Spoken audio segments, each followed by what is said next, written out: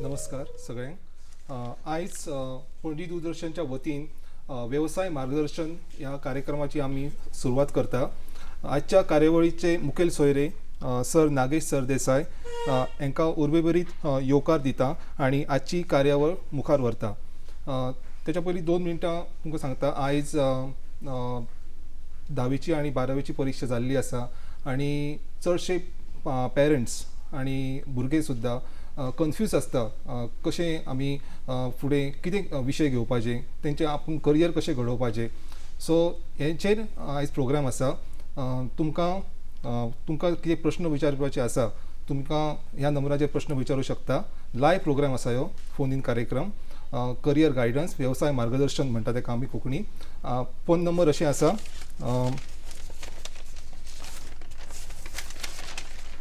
222-5204 222-2424. पयलीं तुमी 0832 लावपाचो बिकॉज इट इज लँडलायन. सो व्यवसाय मार्गदर्शन पर आमी पयलीं फोन आमकां येतले. तेच्या पयलीं सर तुमकां नमस्कार परतून एकदां येवकार तुमकां ह्या कार्यक्रमान. एक विद्यार्थी आपल्या कारकिर्दीची वेंचणूक कशी करूं शकता?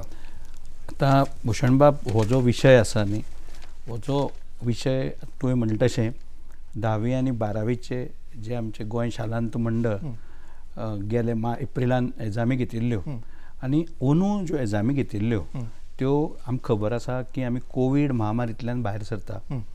कोवीड महामारींतल्यान भायर सरतना 2020 सालान शालांत मंडळान कशे भशेन परिक्षा घेतल्यो. तांणी कर्नाटकान महाराष्ट्रान वचून सुद्दां परिक्षा घेतल्यो. 21 परिक्षा जाल्योच ना आनी 22 परिक्षा बेस बरे पद्दतीन जाल्यो. तातूंत त्यो तांणी सेमेस्टर टर्म पद्दतीन घेतिल्ल्यो. म्हणटकच आज जे भुरगे आमचे 10वी किंवा 12वीक उत्तीर्ण जातले आनी आमी अशें मागुया की सगळे भुरगे उत्तीर्ण जातले आमचे. आनी जेन्ना आमी तो वेवसाय म्हणटा, जो वेवसाय चूज करप आसता, ताजेर निर्णय घेवप आसता, हें म्हत्वाचें आसता. कारण जर वेवसाय जर सारको घेतलो ना चूज करून जाल्यार तो ताका आवडीचो ना.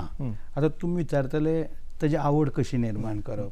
आतां वेवसाय जे आसात जे हजारांनी वेवसाय आसा आनी आतां आमी 21व्या शेंकड्यान जर पळयत न्हय जाल्यार वेवसाय दर दिसा वाडत वता. बरोबर. म्हणटकच 3 प्रकारचे अशे वेवसाय अशे आसता. पयलो वेवसाय आसता पळय तो एकेडेमिकली जे भुरगे एस्ट्यूट आसता, म्हणजे अभ्यासान जे प्राविण्य मेळयता, मार्क बरे मेळटा आनी तांकां इंटेलिजन्स आसता, हे भुरगे आमचे दोतोर इंजिनियर अशे वेवसाय घेवं येता. दुसरो जो पळय कॅटेगरी भुरग्यांचे आसता जे स्कील आसता, तांचे कडेन कुशळटाय आसता. एक कुशळटाय आमी जरी म्हणलें तातूंत आमचे कडेन ITI सारके, पॉलिटेक्नीक सारके, इंजिनियरिंगूय येता. तातूंत हेय कोर्स ते घेवं येता. हाजे भायर थोडे भुरगे सृजनशील आसता, म्हणजे व्हेरी क्रिएटीव आसता. ते भुरगे चडशे पेंटर किंवा ते आर्टिस्ट किंवा ते डिझायनर अशे ते जावूं शकता. अशे विभागून करियराचें दिल्लें आसता. पूण जेन्ना आज आमी पळयता 10वी जातकच आमचे कडेन कला, वाणिज्य, विज्ञान, वेवसायीक फांटो म्हणजे ताका वोकेशनल म्हणटा आमी. ताजे भायर आमचे कडेन ITI आसता, पॉलिटेक्नीक आसा, ओपन स्कूल सुद्दां प्रकार आसा. अशे विविध प्रकार आमचे भुरग्यां मुखार आसा तांकां चॉयस करपाक. आनी तातूंतल्यान तांणी मार्काचेर न्हय पूण तांच्या आवडीचेर करपाक जाय. दुसरें म्हत्वाचें म्हणल्यार कशें की आज आमी पळयतात न्ही, प्रत्येक भुरगो करियरा फाटल्यान धांवतना आपलो मित्र कितें कर्स घेता ते प्रमाणे घेवंक सोदता. पूण तशें जायना तें. तूं च्या हॉटेलान बरोबर पी, जेवण जेव, हाजेर खंय पिक्चराक वच, तें वेगळें जाता. पूण हें आयुश्याची गोश्ट आसता. ते खातीर ताका जर वेवसाय मार्गदर्शन मेळ्ळें बेस बरे पद्दतीन, ताका जर एटिट्यूड ताजो बदलपाक शकले, ते एटिट्यूड कसो बदलतले? एप्टिट्यूड. ते मनशाचे आमी म्हणटात पयलीं मुलाचे पांय पाळण्यांत दिसता अशें म्हणटाले. आतां तें उरलें ना. आतां पायणी ना आनी हे प्रकार बदलला. सो त्या संदर्भान जर आमी उलयत जाल्यार भुरग्याक तो कल ताजो खंय आसा, वाणिज्या कडेन आसा, विज्ञाना कडेन आसा, कुशळटाये कडेन आसा, काय वेवसायीक फाट्या कडेन आसा. प्रत्येक फाट्याचे ताजे इम्पॉर्टन्स आसता. अशें म्हणूं येना आमी की खंयचोच करियर हो कमी और खंयचो करियर हो चड आनी पयशांनी करियराचो संबंद कसोच आमी एक जुळोवंक शकना अशें. सो बरें सर, नेक्स्ट प्रश्न तुमकां, कला शाखेंत कसल्यो कार्यकर्तेची संदी आसात? आतां जेन्ना आमी कला म्हणटा आनी कलात्मक म्हणटा ऑर भुरगो आर्ट्सान बरो आसा ऑर आर्ट्सान करियर करूंक शकता, आतां पयली सुवातेर आमकां जाणा जावन घेवंक जाय की 10वी मेरेन भुरगो जो आसता तो 6 सब्जेक्ट शिकता. तातूंत 3 भाशा आसता, सोशल सायन्स आनी मॅथमॅटिक्स आसता. आतां मॅथमॅटिक्स आमचे कडेन अपर लेवल लोवर लेवल अशें जाल्लें आहा आमच्या गोंयांत. आतां हें करतकच जेन्ना तो 11वेक विचार करतलो 10वेच्या मार्काचेर आनी ताज्या आवडीचेर, फक्त मार्काचेरूच न्हय, ताजी आवड म्हत्वाची आसता. आनी ते आवडीचेर तो डिसिजन घेतलो तेन्ना आमी जेन्ना कला फाटे कडेन वयता, कला फाट्यान विशय खंयचे खंयचे आसता ते म्हत्वाचे. आतां आमी विशय म्हणजे भाशा, आमी केन्नाच न्ही भाशे कडेन म्हत्व कमी दिताले. आतां आमी भाशे कडेन म्हत्व दिवपा जाय. म्हणजे एक इवन फॉरेन लँग्वेज किंवा आमची भास सुद्दां कोंकणी, मराठी, संस्कृत खंयचीय भास, ही भाशेंतल्यानूय एक वेवसाय बरो बेगीन घडोवं येता. एक रायटर बरो जावं येता, एक बरो बरोवपी जावं येता, पत्रकारितेन ताका वाव आसा. ताजे भायर जर तो इकॉनॉमिक्स करता, अर्थशास्त्र आसता, सोशियोलॉजी आसता, पॉलिटिकल सायन्स, फिलॉसॉफी, लॉजीक आनी भाशाय, हे सब्जेक्ट कला शाखेन आस्पाविल्ले वता. सो कला शाखेंतल्यान तुज्यान एक पत्रकार जावं येता, ओके, एक तुज्यान टिचर जावं येता. टिचर म्हणटा खंयच्याय शाखेन जाता. सर, ह्या विशयाचेर आमी चर्चा करुयात मागीर. एक आमकां कॉल येयल्लो आसा, सो तो आमकां घेवया. तो कॉल दिलक्षा सावंताचो घेवया from Cuncolim. Hello hello hello hello hello विचारा. हॅलो विचारा तुमी. हय, माझो क्वेश्चन आसा on career guidance. How to build career choice in kids from starting. बरो आसा, प्रश्न बरो आसा. हय, आतां थँक्यू. आतां हो प्रश्न जो पळय दिलक्षा बायन विचारला, ल्हानपणा पासून आतां उदवा म्हणटालो तर मुलाचे पांय पायण्यात दिसता. आतां आज आमी पळयतात, आतां आमचे कडेन सद्या फिर्याद म्हणजे वेकेशन आसा भुरग्यांक. आतां भुरगे घरा कडेन ना. पयलीं आमच्या वेळार आमी खंय मामागेर अशे काकागेर बी आसताले आनी तेन्ना आमी अशे शेतान बितान खेळटाले अशे. आज जर भुरगे तूं पळयत न्ही भुशण बाब आनी आमचे पळोवपी हे खिणाक जे आमकां पळयतात ते, आज भुरगे आमचे स्विमिंगाक आसा किंवा खंयचे क्रिएटीव पेंटींग, ड्रॉईंग अशें कितें तरी करतात ते अशे आपले परीन. आनी पालकूय फाटीं रावना. सो पालक मेन म्हणजे आज 21व्या शेंकड्यांतलो पालकत्व म्हणजे पेरंटींग आनी पालकांची जबाबदारी आसता की ल्हानपणा पासून भुरग्याचो कल जो आसा पळय तो खंयच्या क्षेत्रान आसा, हो आतां कल हो बदलूंकूय शकता. पूण ताका ताका एक हें दाखोवपाक म्हणजे ताका एक डायरेक्शन दाखोवपाक जर मेळत न्ही जाल्यार ल्हानपणा पासून ताका इंट्रस्ट आसा त्या क्षेत्रान ताका वळोवपाचो. म्हणजे समज एक तो पेंटींग आसा, आतां फॉर एग्जाम्पल आमचे स्पोर्ट्स म्हणटा आमी, नीरज चोप्रा. आतां नीरज चोप्रान आमचे खातीर वयलें स्वर्ण पदक कितलेशे वर्सांनी ऑलिंपिकाक जिखून आयलें. पूण ताजे फाटलो जो परिश्रम मेहनत ताणें घेतल्या ती म्हत्वाची आसतली. सो तशें पळयत जाल्यार खंयचेंच करियर हें कमी लिखूंक शकना. म्हणून आमी म्हणटा कितें, अरे तूं पेंटर जातलो, पेंटर जावन तुका कितें हें मेळटलें, तूं शीक रे, दोतोर जाय, इंजिनियर, तशें ना तें. पूण अशें ताणें म्हणलां किड्स, ल्हान भुरग्यां पासून ताका आज सरकारचे वतीन सुद्दां तुमी पळयलां आसतलें शिक्षण आमचे पद्दतीन रोबोटिक्स, कोडिंग हे प्रकार सुरू केल्या 6व्या पांवड्याचेर. तशेंच जर पळयत कुशळताय शिक्षण हें आतां राष्ट्रीय शिक्षण धोरण आमी 2020 आतां राबोवपाचें आसात आमच्या राज्यान आनी देशभर. ते राष्ट्रीय शिक्षण धोरणानूय अशें म्हणलां की भुरग्याक कुशळतायेचें शिक्षण 6व्या पांवड्याच्यान सुरू करपाचें. म्हणजे कशें कुशळताय म्हणजे जर तो कार्पेंट्री, जर तो फिटींग, इलेक्ट्रिशियन, प्लंबींग हे जे बारीक बारीक कोर्स जे आसतात ताका आमी स्कील बेज कोर्स म्हणटा.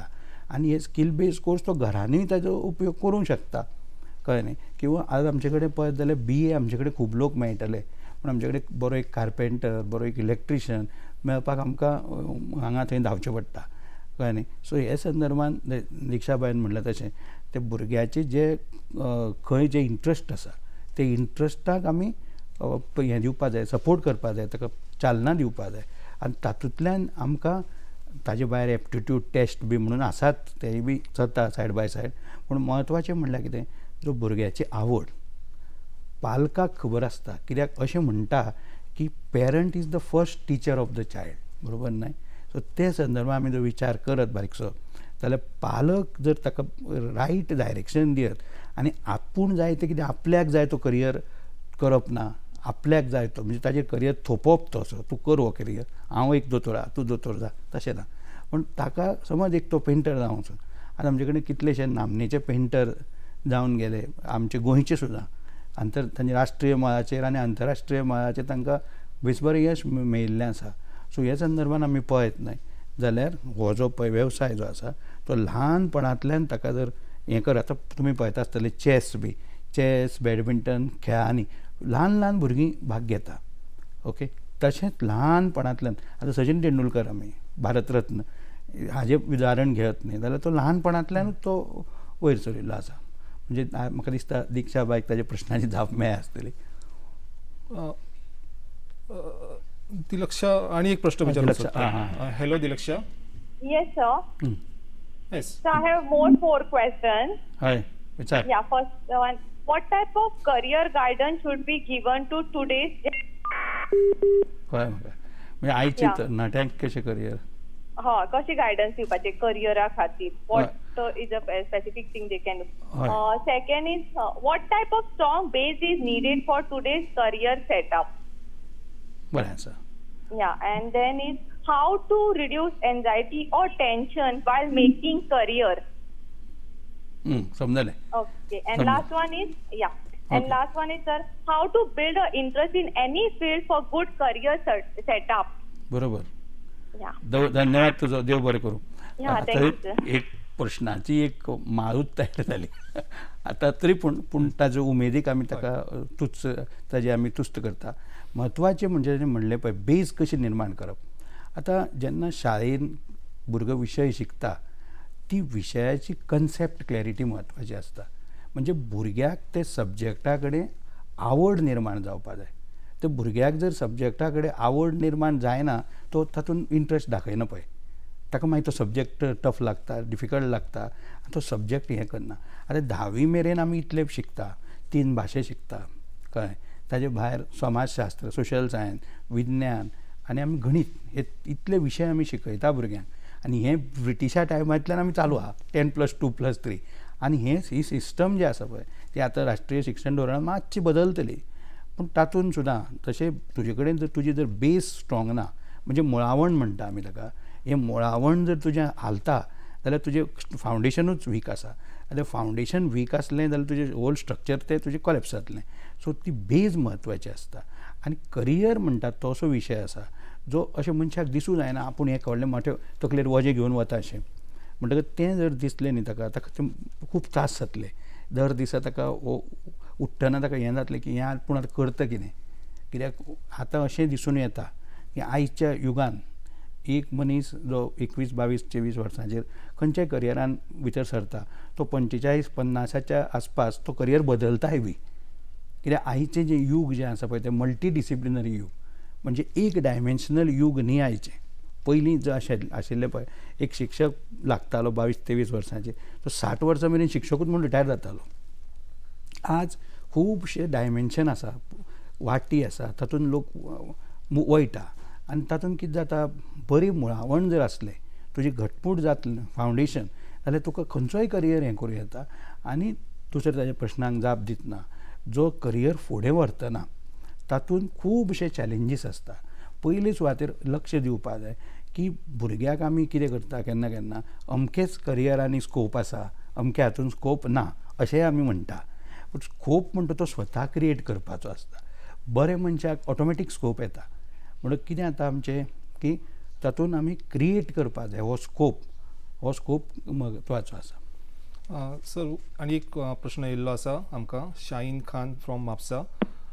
हॅलो. हॅलो शाहीन, येस विचार. येस माझो प्रश्न आसलो की UPSCचो studies which is the best way कसो आनी केन्ना स्टार्ट करपाक. मॅडमीन जसो विचारला, केंद्रीय लोकसेवा आयोग म्हणटात ताका आमी कोंकणीन, इंग्लिशीन UPSC म्हणटा. आमी जे जाग्या वयल्यान आतां प्रोग्राम हो करता, पणजी दूरदर्शन केंद्र, प्रसार भारती हो भारत सरकारचो एक उपक्रम.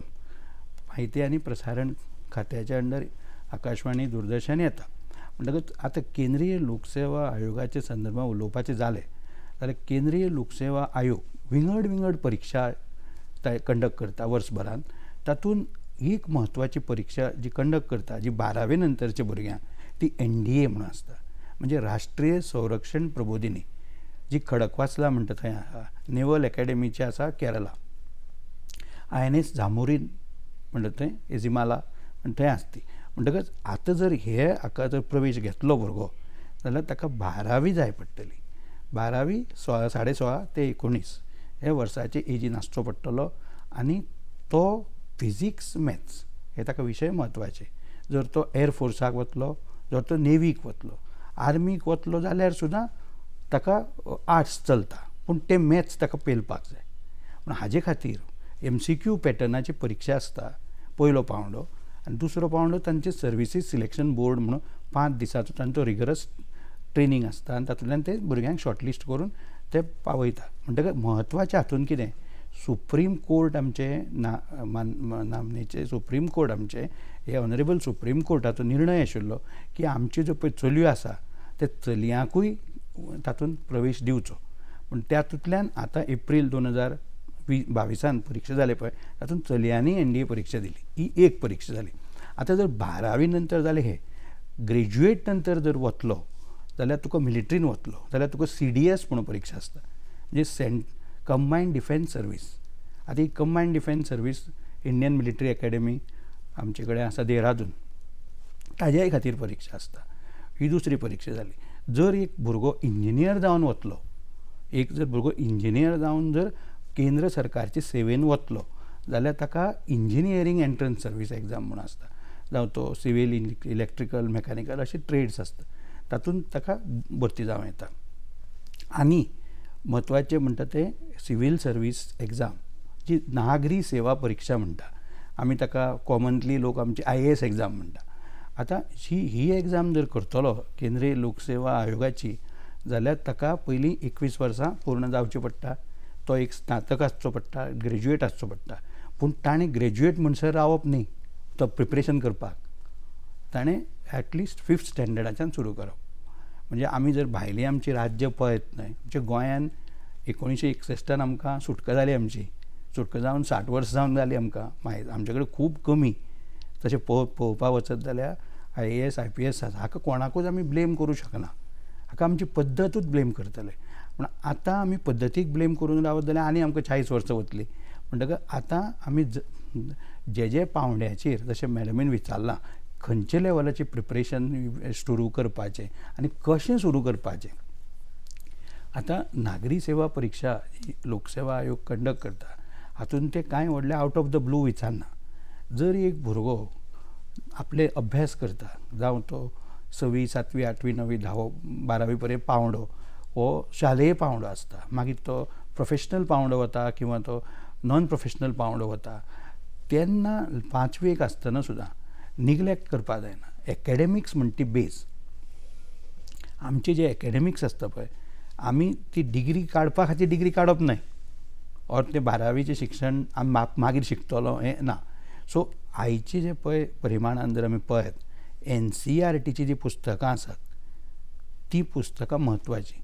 त्या पुस्तकांतलो आमच्या देशाचो इतिहास, आमच्या देशाचे अर्थकारण इकॉनॉमीक, आमच्या देशाचो भूगोल जॉग्रफी, नदयो, लेक्स, धरणां, कळ्ळें न्ही. ताजे नंतर आमचो विंगड विंगड क्षेत्रांनी आमी उदरगत मेळयली. गेल्या 75 वर्सां भारत का अमृत महोत्सव आमी मनयता ह्या वर्सा. सो हे संदर्भान जर भुरग्यान जर मायन्यूट पद्दतीन म्हणटा मायक्रो म्हणटा आमी पद्दतीन जर प्रिपरेशन जर करत जाल्यार म्हाका दिसना दीस रोखडेच येतले आमचे, जेन्ना आमचे भुरगे IAS IPS हे जातले शुअर. पण हातूंतल्यान preparation should be from the 5th standard. आनी एक म्हत्वाचें मॅडमीक आनी बाकीचे पळोवपी आसता तांचे खातीर कोंकणींतल्यान परीक्षा दिवं येता. आतां आमकां खबर आहा 20 ऑगस्ट 1992 ह्या दिसा आमची कोंकणी भास आमचे 8वे वळेरेन पावली संविधानाच्या. आनी 8वे वळेरेन पावन जवळ जवळ 30 वर्सां जाता. खूब कमी अशे आमचे भुरगे हे पावंड्यार पावले. पूण आमी अशें उलोवनूच उपयोग ना, आमी काम सुरू करपा जाय. आमचे कडेन आज बेसबरे पद्दतीची कृष्णदास श्यामा सेंट्रल लायब्ररी आहा, थंय आमचे कडेन सगळें दालना बिलना सगळें तयार केल्लें आहा. पूण हातूंत भुरग्यांचो इंट्रस्ट आसपा जाय, तांचे कडेन चिकाटी जिद्द आसची पडटली. आनी आमचे कडेन खुबशे म्हालगडे आहा कोंकणींतले. आतां जर पळयत आमकां 2 ज्ञानपिठां मेळ्ळी, रवींद्रबाब केळेकार आनी फाटींच दामोदरबाब मावजो. हे आमचे कडेन आतां रवींद्रबाब केळेकार ना आमचे कडेन, पूण दामोदरबाब मावजो आहा. आनी अध्यापक क्षेत्रांत विंगड प्राध्यापक प्रोफेसर आमच्या कॉलेजांनी आहा, ते मार्गदर्शन करूंक शकता. आनी सिलेबस जो UPSCचो कोंकणीचो आहा ते सिलेबसला, कित्याक बाकीच्या राज्यांनी जर पळयत न्ही तुमी, ते प्रांताचे भुरगे आतां देखीक कर्नाटक, थोडे कन्नड घेवन बसता. म्हणजे कन्नडान ते इलेक्ट्रिकल इंजिनियर जर भुरगो हांव विशय घेतलो तो कन्नडान बरयता. म्हळ्यार आमचें कितें जाता, आमचे हांगा भाशेचेर प्रभुत्व नाशिल्ल्या कारणान आमकां हें फाटीं पडटा आमी. म्हणटकच आज काळाची गरज आसा, जावं ती कोंकणी जावं मराठी भाशे मदीं हें करप ना, पूण आमी ते हाजेर जर वचून पावंड्यार जर आमी यश संपादन केलें जाल्यार आमकां असो वेळ रोखडोच येतलो जेन्ना कोंकणी मनीस किंवा मराठी मनीस हो राष्ट्रीय पावंड्यार आमचो भारतीय प्रशासकीय सेवेन किंवा भारतीय पुलीस सेवा किंवा भारतीय विदेश सेवेन किंवा आमच्यो केंद्र सरकारच्यो विंगड सेवा आसता, ताज्यो आमच्यो अकावंट एंड ऑडीट आसता, हे सेवेनी दिसतलो आमकां काम करतना अशें. ओके सर, दुसरो प्रश्न घेवया. वाणिज्य शाखेत कसल्यो कारकिर्दी, कसले संदी आसा कारकिर्दीचे? आतां आमी जेन्ना वाणिज्य म्हणटा हें सगळें आतां चलतें दळणवळण कॉमर्सूच न्हय. आतां आमी म्हणटा बॉम्बे स्टॉक एक्सचेंज, आज बॉम्बे स्टॉक एक्सचेंज चडटा देंवता चालू आहा. म्हणटकच कॉमर्स जर भुरगो जर तकल दाखयता जाल्यार कॉमर्सान विशय जे शिकयता भुरग्यांक 11वी 12वी पावंड्याचेर ते खंयचे विशय आसा. ते अर्थशास्त्र परत तांकां आर्ट्साक आसा ते कॉमर्स, ताजे नंतर एकावंटन्सी ताका बुक किपींग म्हणटाले पयलीं, कळ्ळें न्ही. ताजे नंतर बिजनेस स्टडी म्हणून आसता, सेक्रेटरी प्रॅक्टीस, हे सगळे विशय आसता, कॉपरेशन, मॅथमॅटिक्स आसता. म्हणटकीर हे विशय शिकतकच आमी जे करियर आयकल्या कॉमर्सान म्हणजे ते इस्टॅब्लिश्ड करियर म्हणटा तातूंत आमी चार्टर्ड अकावंटन्सी, ताकाय बी एंट्रन्स एग्जाम आसता. 12वी नंतर भुरगो चार्टर्ड अकावंटन्सीक वचूं शकता. आमच्या गोंयान पाट्यार पणजी हें जे पळय चार्टर्ड इन्स्टिट्यूटाचे वेस्टर्न रिजनाचें ऑफिसूच आहा. म्हणटकच कोणीय जर भुरगो जर 10वी पावंड्यार सुद्दां ताका इंट्रस्ट दाखयता, पालकाक दिसता की ताणें ताका व्हरचो थंय आनी हें करून एक्सपोजर करचो आनी थंय ताका दाखोवचें तें सिस्टम, त्या प्रमाणें तें शिक्षण फुडें व्हरूं येता. चार्टर्ड अकावंटन्सी, मागीर कॉस्ट एंड वर्क अकावंटंट म्हणून, सेक्रेटेरियल प्रॅक्टीस, हे आमचे कंपनी सेक्रेटरी, हे सगळे विशय विंगड करियर जे आसा ते आमकां कॉमर्सान मेळटा. पूण कॉमर्स जर करत न्हय जाल्यार आमकां इवन लॉ करूं मेळटा, आर्ट्सूय केल्यार लॉ करूं मेळटा. म्हणटकच अशे थोडे करियर जे आसा ते इंटरडिसिप्लिनरी आसता. म्हणटकच ताका थोडे सब्जेक्ट कॉमन आसता. आनी एक म्हत्वाचें हे खिणाक आमी पळोवप्यांक सांगूं सोदता की म्हणटा तें आज 10वी मेरेनचो पावंडो सगळे भुरगे एकूच शिकतात. 11वी मेरेन भुरग्यांक जशें वदुआन म्हणलां कला, वाणिज्य, विज्ञान, वेवसायीक फांटो अशे तांचे विभागी जाता. पूण ताजे नंतर सुद्दां थोडे अशे कोर्स करियर आसता जे तुका सगळे स्ट्रिमीक एप्लाय जाता. आतां फॉर एग्जाम्पल लॉ, आतां कायद्याचें शिक्षण जर घेतलो जाल्यार तुका कॉमर्सांतल्यानूय अवेलेबिलिटी आसा. आतां जर कायदो तूं जर राष्ट्रीय पावंड्या वयल्यो ज्यो विद्यापिठां आहा अशी National Law School University Bangalore, NALSAR म्हणून हैदराबाद आसा, कळ्ळें न्ही, मागीर तुजी गव्हर्मेंट लॉ कॉलेज मुंबय आसा, हे संस्थांनी म्हणजे तांकां नॅशनल लेवलाचें इम्पॉर्टन्स आहा. जर भुरगो घेतलो जाल्यार एडमिशन जाल्यार ताका राष्ट्रीय पावंड्या वयली परीक्षा आसता, क्लॅट म्हणटा, कॉमन लॉ एंट्रन्स टेस्ट, हाका वचचेंच पडना, ताका पास जावचें पडटा. म्हणजे ताका प्रिपरेशन करचें पडटा. म्हणजे सगळ्यान म्हत्वाचें म्हणल्यार कितें, नियोजन बरें आसपा जाय, प्लॅनिंग, आपूण करता कितें आनी त्या संदर्भान पास्ट पेपर्स कशे येता ताजेर वयर तुका एक आयडिया मेळटा. आमच्या भुरग्यांक काळाची गरज ही की राष्ट्रीय पावंड्या वयल्यो ज्यो स्पर्धा परिक्षा आसता खंयच्याय क्षेत्रांनी जावं त्यो तातूंत बसपाचें आनी तातूंत प्रिपरेशन करून बसपाचें, कळ्ळें न्ही. आतां तुमी जशें विचारलां हें जालें लॉचे संदर्भात आनी बाकीचे विंगड विंगड क्षेत्रांनी फॉर एग्जाम्पल हॉटेल मॅनेजमेंट. आतां हॉटेल मॅनेजमेंट प्रश्न हो जो आसा हो म्हत्वाचो, कारण आमचे गोवा एक टुरिस्टीक स्टेट म्हणून पर्यटनाचें क्षेत्र म्हणून आमी वळखल्लें वता आनी मायनींग आमचें कमी जाल्ल्यान खूब आमी पर्यटनाचेर भर दिता. म्हणटकीर जेन्ना आमी पर्यटनाचेर भर दिता तेन्ना हो जो पळय कोर्स मायनिंगाचो आसा, हाजो हॉटेल मॅनेजमेंटाचो आसा, तो 3 वर्सांचो 3.5 वर्सांचो कोर्स आहा, तो पर्वरी हांगा आसा, राष्ट्रीय पांवड्या वयली इन्स्टिट्यूट आहा. आतां आमचे पळोवप्यांक आमी सांगता एकेणाक हे आमचे माध्यमांतल्यान की जी पळय हॉटेल मॅनेजमेंट इन्स्टिट्यूटां आमच्या गोंयांत आसा, खुबशीं इन्स्टिट्यूटां आसा, म्हत्वाचें तांणी चॅक करपाचें की ही जी हॉटेल मॅनेजमेंट इन्स्टिट्यूटां आसा ती सगळी रजिस्टर्ड आसा काय ना. हय, आनी थोड्यो फेक युनिवर्सिटी बी आसता. मागीर उपयोग काय ना करून हाचेर AICTE म्हणून आसता, all India council for technical education, हाचेर ती सगळी जी पळय विद्यापिठां, ज्यो कॉलेजी ज्यो रजिस्टर्ड आहा तांची लिस्ट आसता. नेटार वचून हाचेर वचून चॅक करूं येता. सो हें चॅक करतकच न्हय, कित्याक राष्ट्रीय पांवड्या वयली जी हॉटेल मॅनेजमेंट संस्था आसा, HMCT म्हणटा institute of hotel management catering technology Porvorim आहा. म्हणजे आमचे जे जाग्यार शिक्षण खातें आसा, शालांत मंडळ आसा, उच्च शिक्षण आसा, सगळें SCRT आहा, थंयच एरियेन आसा. म्हणजे ही जाली हाजे हॉटेल मॅनेजमेंटाचे. बाकीचे म्हणजे आमी विज्ञानाच्या क्षेत्रांत कवर करतलेच. आनी कॉमर्सान जर वतलो भुरगो जाल्यार ताका गणितानूय इंट्रस्ट जर दाखयता जाल्यार गणीत हें तुका अकावंटन्सीनूय उपयोग पडूं शकता. आनी अकावंटन्सी हो विशय थंयचो केंद्रबिंदू, सगळो कॉमर्साचो सगळो केंद्रबिंदू हो अकावंटन्सी आनी इकॉनॉमिक्स आसता. आनी हाजे खातीर इवन आमच्या UPSCच्या हातूंत एक परिक्षा अशी आसता, इंडियन इकॉनॉमीक सर्वीस म्हणून किंवा इंडियन स्टॅटिस्टिकल सर्वीस, हातूंत जे भुरगे इकॉनॉमिक्सान बरे आसा तांणी हें करूं येता. सर, नेक्स्ट प्रश्न, दुसरो प्रश्न म्हटल्यार विज्ञान शाखेंत कसल्यो कार्यकिर्दी संदी आसा? हय, आतां आमी जेन्ना पळय वाणिज्य म्हणटा आनी वाणिज्याचे आमी इतले हें घेतले, आतां चार्टर्ड अकावंटन्सी हो कोर्स असो आसा, तातूंत न्हय थोडे विज्ञानाचे भुरगे आसता. आतां आमचे कडेन थोडे बरे चार्टर्ड अकावंटंट्स हांव नॅशनल लेवलार पळयत न्हय जाल्यार they are from the field of science. म्हणटकीर सायन्सीची जर आमी पळयत, तुमी आतां प्रश्न विचारला म्हणून, सायन्स हें खूब व्हडलें क्षेत्र आहा. प्रत्येक भुरगो 10वी जाल्लो सायन्सीकूच वचूंक सोदता. ताचें एक स्वप्न आसता की ताणें सायन्सीक वचचें, पयलीं तरी 2 वर्सां वचचें. सो तो विज्ञानाक वचून ताचें करतलो कितें? आतां विज्ञानाक वचत न्हय जाल्यार तुजे कडेन मेडिसीन आहा, टॅक्नॉलॉजी आसा, फार्मासी आसा, ही प्रामुख्यान क्षेत्रां आसा. आतां एक मेडिसिनाक वतलो समज, मेडिसीन किंवा डेंटिस्ट्री किंवा तुगेले पॅरामेडिकल कोर्स किंवा तुजे नर्सींग किंवा आयुर्वेद किंवा होमिओपॅथी, ह्यो सगळ्यो गोंयांत आसा. म्हणटकीर राष्ट्रीय पांवड्या वयली नीट परिक्षा म्हणून आसता. नॅशनल एंट्रन्स एलिजिबिलिटी गेली 4-5 वर्सां ती सुप्रीम कोर्टाचे गायडलायनी प्रमाणे घेतली वता. आतां म्हत्वाचें म्हणजे पयलीं ही परिक्षा CBSE घेताली, आतां ही परिक्षा NTA म्हणून तूं घेता. म्हणजे भारत सरकारान एक यंत्रणा तयार केल्या परिक्षा घेवपा खातीरूच यंत्रणा. पूण ती यंत्रणा जी आसा तिका म्हणटा NTA, म्हणजे नॅशनल टेस्टिंग एजन्सी. आनी हे यंत्रणे मार्फत ह्यो परिक्षा घेतल्यो वता, कळ्ळें न्ही. So national eligibility entrance test हाजे खातीर आमचे गोंयचे भुरगे गोवा मेडिकल कॉलेजीन तांकां कोटा आसता. राष्ट्रीय पांवड्या वयल्यो बऱ्यो बऱ्यो मेडिकल स्कुल्स आहा, तातूंत तांकां एडमिशन घेवं येता जर तांकां रँक बरो मेळ्ळो जाल्यार.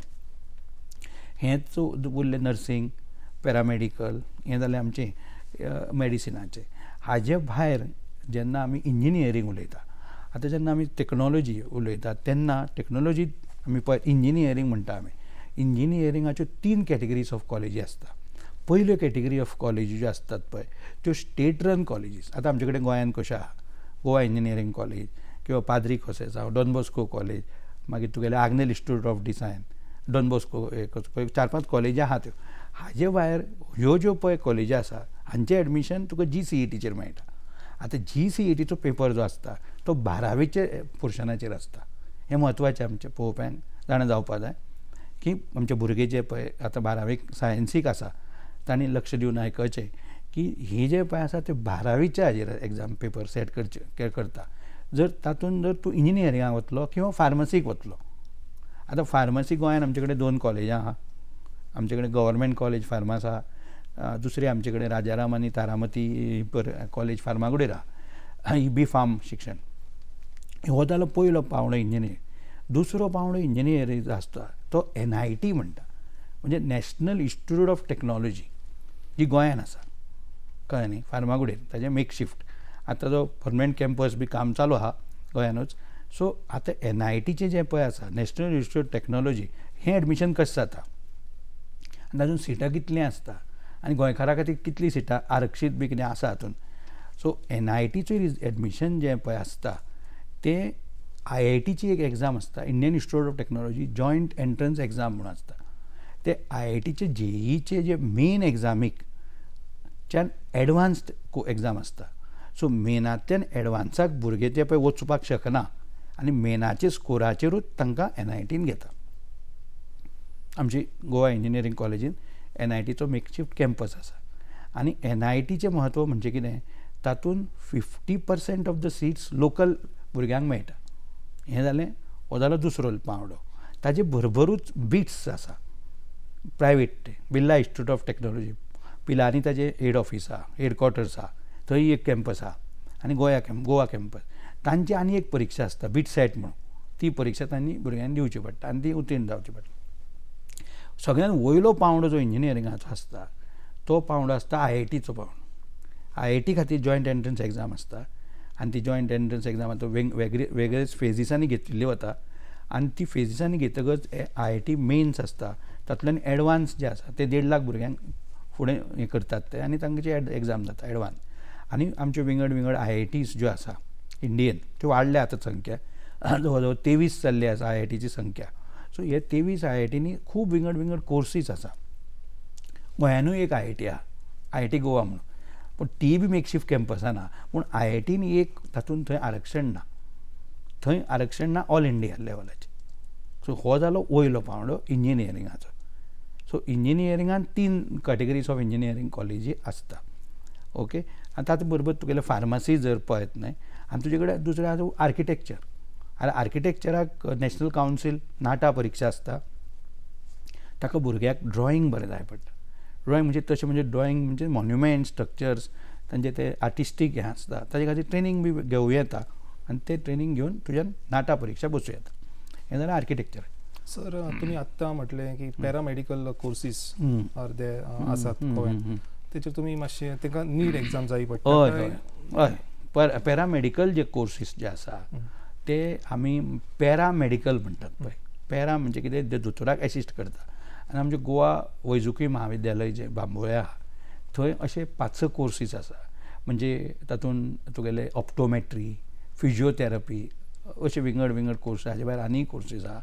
सो अशे 4-5 कोर्सीस आसात ते. ताजो स्कोर NETचो स्कोर घेता आनी थंयच मेरीट लिस्ट ताजेरूच ताका मेळटा आनी गोवा मेडिकल कॉलेजान ते शिकयता. सर, वेवसायीक शाखेंत कसल्यो संदी आसा?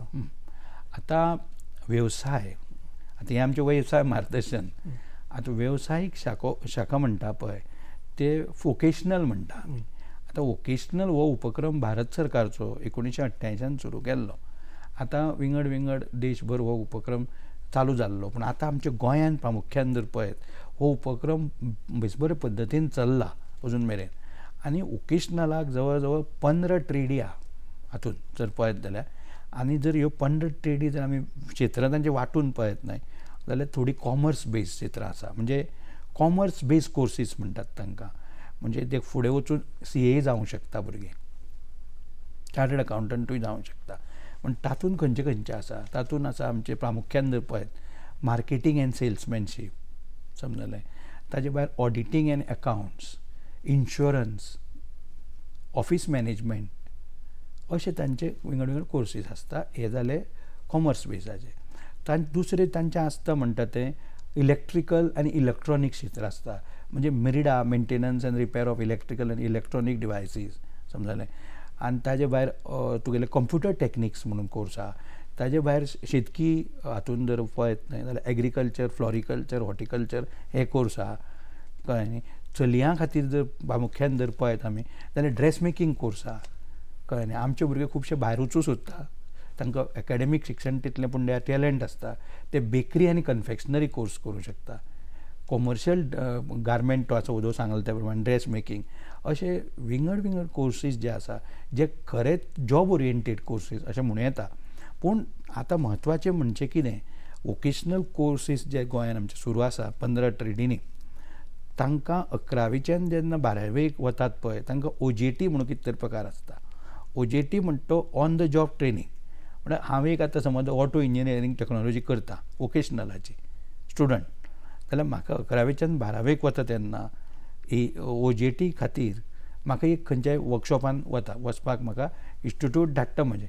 थंय हांवें अमके 4 आठवडे 5 आठवडे 6 आठवडे करचे पडटा. म्हणजे ऑन द जॉब, म्हणजे हँड्स ऑन, म्हणजे बुकीश शिक्षण न्ही. जर वोकेशनल आमी बारीकसाणेन पळयत न्हय, vocational is not only the writing notes, it is on the job learning.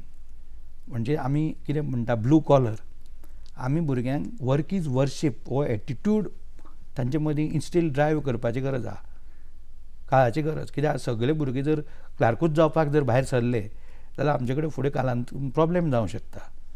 पूण हे वोकेशनल कोर्सीस जे आसा हे खूब म्हत्वाचे आसा.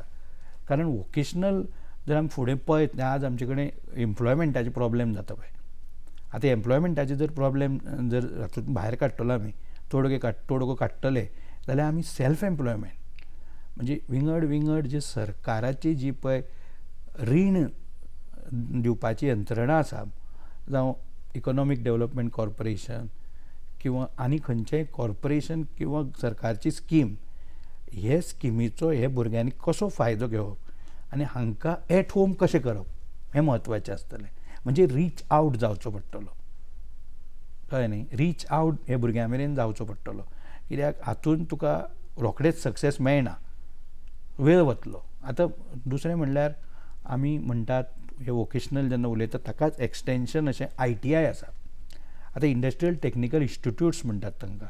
दर तालुक्यांनी एक आसा सरकाराचे, ताजे भायर प्रायवेट आसा कितलीशींच.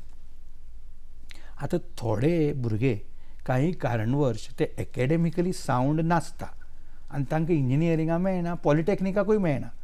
पॉलिटॅक्नीक म्हणटा 10वी नंतरचो आसता, 3 वर्सांचो 4 वर्सांचे उपक्रम आसता. म्हणटकच ते ITIन वता. आनी थोडे अशे भुरगे आसता ते वीथ एज ते मॅच्युअर जाता आनी ते मॅच्युअर जाले की ना मागीर ते ITI हातून ते मोडान ते शिकता आनी ITIन ते विशेश प्राविण्य मेळयता आनी ITI विशेश प्राविण्य मेळोवन तांकां दुसरे वर्स पॉलिटॅक्निकान मेळटा पळय. आनी दुसरे वर्स पॉलिटॅक्निकान थंयूय प्राविण्य मेळोवन ते डिग्रीक पावता. म्हणजे हो भुरगो आमी सामको भोटो असो बी म्हणटाले पळय असो, तो भुरगो डिग्री इंजिनियर जावन भायर सरता. म्हणजे ताका म्हणजे मेहनत जाय पडटा. पूण अशें आमी भुरग्याक खंयचेच अशो आवट उडोवंक शकना म्हणून हो भुरगो कांय उपयोग ना असो. ताका जर इंट्रस्ट आसत, ताका जर रुची आसा त्या क्षेत्रांतली, जाल्यार ताका जरूर त्या क्षेत्रांत फुडें हें करपाक वाव आसा खूब. ITI सो भुरगो डिग्री इंजिनियर जावन भायर सरूंक शकता. इवन पॉलिटॅक्निकान सुद्दां 10वी नंतर ते वता भुरगे थोडे. आतां आमचे कडेन गोंयांत गव्हर्मेंट पॉलिटॅक्नीक पणजे आल्तिनार आहा. ताजे भायर गव्हर्मेंटाची पॉलिटॅक्निकां आसा आमची हांगा खंय कुर्चड्यार आसा काकोडा.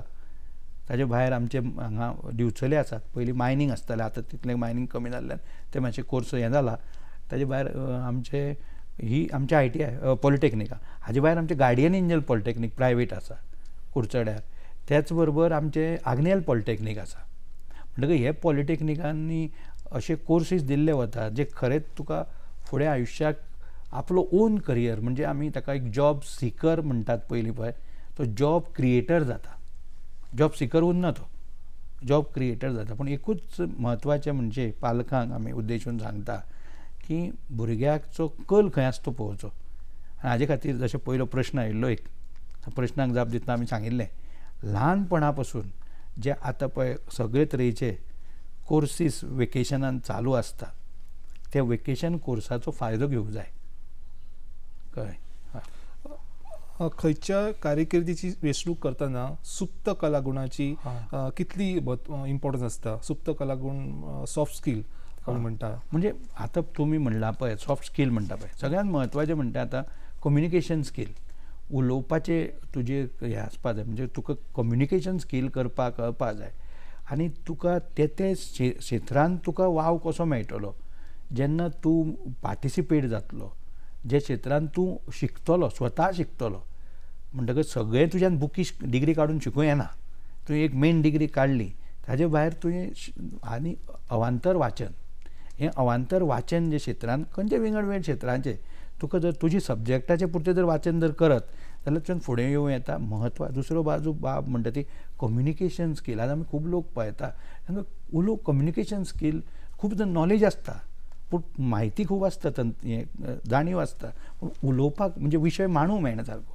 पूण विशय जेन्ना मांडपाक कळना तेन्नाय बी हो एक सॉफ्ट स्कील. म्हणजे हातूंत तुमी आतां म्हणटा पळय सॉफ्ट स्कील म्हणजे जर विद्यार्थ्याचो व्यक्तिमत्व विकास म्हणटा पळय व्हडलो विशय, पर्सनॅलिटी डेवलपमेंट ताका म्हणटा इंग्लिशीन. व्यक्तिमत्व उदरगत विकास हो जातलो जाल्यार आमी ताका ल्हानपणा पासून हातूंत ताका चालना दिवची पडटली. Sir next question. आयज आमी पळयता की गोंयांत जायते वाठारांनी एज्युकेशनल इन्स्टिट्यूट उबे जाल्ले आसा, निरनिराळे एज्युकेशनल इन्स्टिट्यूट आसात. सो गोवा बिकम एज्युकेशनल हब, शिक्षणिकाचें एक केंद्र जाल्लें आसा. आमी म्हणटाले पुणे इज एज्युकेशनल हब, पण आतां गोंय पासून आनी भायले पासून स्टुडंट हांगासर येवन शिकता. सो तुमचें कितें मत आसा? आतां आमी उदो म्हणलें तशें पळया, मायनींग आमचें कमी जाता, आतां परत चड वाडूं शकताय बी कालांतरान. आतां पर्यटन वाडटा. आतां पर्यटनान जर आमी हेल्थ टुरिजम म्हणटा, हेरिटेज टुरिजम म्हणटा, आमी एज्युकेशनलूय भशेन आमी ताका डेवलप करूं शकता. आतां फाटींच आमचे केंद्रीय गृहमंत्री येवन गेले हांगा सेंट्रल फॉरेन्सीक सायन्स युनिवर्सिटी म्हणून हांगा आमची धारबांदोड्या हांगा ती एक नॅशनल युनिवर्सिटी, ताजी हांगा पांयभरणी जाली. म्हणजे ताजें आतां हें करून गेलें इनॉग्रेशन. पण आतां ना, सेंट्रल फॉरेन्सीक सायन्स युनिवर्सिटी म्हणजे आतां फॉरेन्सीक सायन्स म्हणटा पळय हातूंत खूब तरेचे येता. सायबर क्रायम, मागीर तुजें कनेक्टेड टू फॉरेन्सीक एरिया, वेगळीवेगळी क्षेत्रां आसता. ते क्षेत्रांचे म्हायती आमच्या भुरग्यांक मेळची. आतां ही जी पळय सेंट्रल फॉरेन्सीक सायन्स युनिवर्सिटी आहा ती आमचे भारताचें गृह मंत्रालय आसा, तातूंत ताका राष्ट्रीय म्हत्वाचें इन्स्टिट्यूशन म्हणून रिकॉग्नायज करता. सद्या ताजे मेकशिफ्ट कॅम्पस जो आहा तो कुर्टी फोंड्या हांगा चालू आहा. सो आमच्या भुरग्यांनी ताका परीक्षा आसता एंट्रन्स एग्जाम. सो ताका मेरिटाचेरूय तातूंत कोटा बी आमच्या भुरग्यांक असो कांय ना, पूण आमच्या भुरग्यांनी राष्ट्रीय पांवड्या ती परीक्षा ती दिवची पडटली. सो ही एक आमची. दुसरें आमचे कडेन आतां येवपाचें आहा म्हणटा शॉर्टली बार कावन्सिलाचें लॉ, तेंय बी धारबांदोडे एरियेन येवपाचें आहा. बार कावन्सिलाचें तें आर्बिट्रेशन म्हणजे तातूंत विंगड कायद्यान हें आसता, पैलू आसता, तातूंत आर्बिट्रेशन आसता, कॉन्फ्लिक्ट रेजोल्युशन आसता, अशे विंगड तांत्रीक बाबी आसतात त्यो त्या संदर्भान हेंय येवपाचें आहा. दुसरें म्हणल्यार आतां फाटींच आमचे मुखेलमंत्र्यान सांगलां की गोंयान आमची शेतकी युनिवर्सिटी जी आतां करार कबलात तांणी केल्या, जी हांगा दापोली डॉक्टर एस.एम. सावंत कृषी विद्यापीठ, पयलीं कोंकण कृषी विद्यापीठ म्हणटाले ताका, ताजे बरोबर करार केल्लो आहा. सो तेयी हांगा येवपाक शकता. कित्याक आमी कृशी कडेन आमी लक्ष, शेती वेवसाया कडेन लक्ष दिवपाचें खूब गरज आसा. सो हें जर पळयत न्ही, आमचे कडेन आतां कला वाणिज्य विज्ञानाचें महाविद्यालय जर पळयत न्ही जाल्यार दर 2 तालुक्या फाटल्यान एक आसाच. ताजे भायर आमचे कडेन 5 इंजिनियरींग कॉलेजां आसा, IIT आसा, NIT आसा, बिट्स आसा. ही इतलो आमी प्रचार आनी प्रसार शिक्षणाच्या हातूंत करत आसा. तुमी म्हणटा तशें भायले म्हणजे गोंयचे आनी आंतरराष्ट्रीय आंतरराष्ट्रीय सुद्दां भुरग्यांक येवन शिकूं शकता कालांतरान. पूण आमचो दर्जो जर दर्जात्मक आनी गुणात्मक जर शिक्षण जर जायत जाल्यार दीस खूब ना, आमकां रोखडेंच आमकां हे भायले आंतरराष्ट्रीय भुरगे सुद्दां हांगा येवन शिकूं शकतले. सर वन मोर क्वेश्चन, आनी एक क्वेश्चन तुमकां की सॉफ्ट स्कील जे म्हणटा आतां तुमी म्हटलें ते भुरगे कितें तरी फाटी पडटा एम्प्लॉयमेंट जनरेशन, तांकां एम्प्लॉयमेंट मेळपाक, अशें तुमकां कितें दिसता? म्हणजे कितें आसा, जर एक तरणाटो भुरगो आतां कितें शिकला समज तो भुरगो, आतां त्या भुरग्याक जर तो कितें शिकला तें सारकें सांगपाक पटोवपाक एक एम्प्लॉयर आसता. आनी ते खुबशे आमी पळयता कॅम्पसाचेर बी इंजिनियरींग कॉलेजीच्या बी कितें पळयता आमी हें पळयता की तेंचे ऑन द जॉब ते येतात थंय स्कावट करपाक भुरग्यांक चूज करपाक, कळ्ळें न्ही, चूज करपाक येता भुरग्यांक. आनी आमच्या भुरग्यांक ते कॅम्पसाचेरूच सिलेक्शन जाता, कॅम्पस सिलेक्शन. सो हातूंत जर भुरगो जर आमचो फाटीं फुडें सरलो, फाटीं फुडें दिसलो तांकां ते घेनात ते, समजलें न्ही. आतां दुसरें म्हणजे तेन्नाच आमचे सॉफ्ट स्कील येता. ओवरऑल तेजी पर्सनॅलिटी कित पर्यंत डेवलप जाल्या ओवरऑल ताका व्यक्तिमत्व विकास व्यक्तिमत्व उदरगत ताजी हे कित पर्यंत जालें नाल्यार तो खेचून वता विड्रॉन जाता भुरगो. सो हातून ताका हें उलोवपाचें ताका फ्रिडम आसपा जाय. आतां तो भुरगो फक्त बुकीश ज्ञाना कडल्यान आमी ताका भायर वळोवपाक म्हणजे क्लासरुमाचे भायरूय एक विश्व आहा. क्लासरुमानूच विश्व ना, क्लासरुमाचे भायरूय विश्व आहा. आनी ताजे मदीं कशी सांगड घालपाची हें प्रत्येक शिक्षक सगळ्यान हुशार. आमचे भुरगेय हुशार आसा. सो त्या संदर्भान जर पळयत न्ही आज आमी अशी आमचे कडेन भुरगीं खूब कमी आसा आमचे कडेन तशें पळयत जाल्यार बाकीच्या राज्याचे तुलनेन. आनी आमचे कडेन संस्था खूब आहा. आमचे कडेन उच्च शिक्षणाच्यो सुद्दां आमच्यो जवळ जवळ 70-80 कॉलेजी जालीं आतां गोंयांत. 70-80 कॉलेजी जालीं आनी 70-80 कॉलेजांतल्यान जर आमचो ताजे सगळे क्षेत्राची आतां राष्ट्रीय प्रवाहान आमचे भुरगे केन्ना सम्मिलीत जातले. राष्ट्रीय प्रवाहान जेन्ना आमचे भुरगे जे ह्यो राष्ट्रीय पावंड्या वयल्यो ज्यो परिक्षा आसतात पळय जावं त्यो लॉ खातीर आसूं म्हणजे 2 तरेच्यो एंट्रन्स एग्जामी आसता कॉम्पिटिटीव. एक कॉम्पिटिटीव एग्जाम आसता पळय ती जॉब रिलेटेड आसता म्हणजे नोकरी मेळटा तातूंत. समजलें. नोकरी कशी मेळपाक शकता तुका IAS IPS हें जालें. दुसरें म्हणल्यार एम्प्लॉयमेंट न्यूज हें तुमी आयकलां आसतलें. हें विकली येता रोजगार समाचार म्हणटात ताका. हें एम्प्लॉयमेंट न्यूज हाजेरूय मेळटा नेटार. हें एम्प्लॉयमेंट न्यूज जर तांणी वाचत आनी तातूंत तांकां रोजगार खंयच्या खंयच्या क्षेत्रांनी उपलब्ध आहा ताजेरूय तांकां आमी आतां म्हणटात खुबदां आतां आमचें पळय गोंयांत तुमकां इतल्यो केंद्रीय आस्थापना आसा आमचे पळोवप्यांक सांगता. दूरदर्शनूय तातूंतलेंच. आकाशवाणी कळ्ळें. मागीर आमचे कडेन ऑडिट एंड अकावंट ऑफीस आहा आनी अशीं कितलींशींच आहा. जवळ जवळ 30 म्हणटा आमी.